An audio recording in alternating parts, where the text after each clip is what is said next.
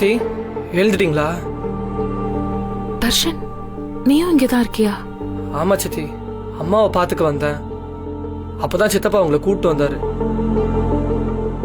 சரி, ஏதாவது ஜூஸ் குடிக்கிறியா? வாங்கிட்டு வரட்டுமா? இல்ல சக்தி, எனக்கு எதுவும் வேணாம்.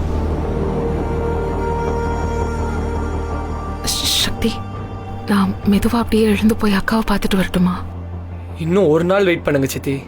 அப்புறம் அம்மாவே எழுந்து வந்து உங்களை பார்க்க வருவாங்க. 2 நாளுக்கு முன்னாடி அம்மா கூட இருக்கலான்னு ஹாஸ்பிட்டலுக்கு வந்தேன். ஈஸ்வரி இன்னும் 24 மணி நேரத்துக்குள்ள கண்டுபிடிச்சிருவாங்க. நீங்க திரும்ப வீட்டுக்கு போகும்போது ஈஸ்வரி மேடம் உங்க கூட சேர்ந்து நடந்து வருவாங்க. எங்களுக்கு தெரிஞ்சு நாளைக்கு கண்ணு முழிச்சிருவாங்க. டாக்டர் அது வரைக்கும் யாருக்கும் தெரியக்கூடாதுன்னு சொன்னாரு. அதனால தெரியாம பார்த்துக்கிட்டு இருக்கோம்.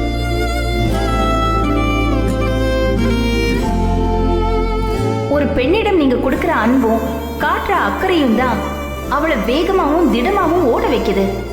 அதை கொடுக்க மறக்காதீங்க.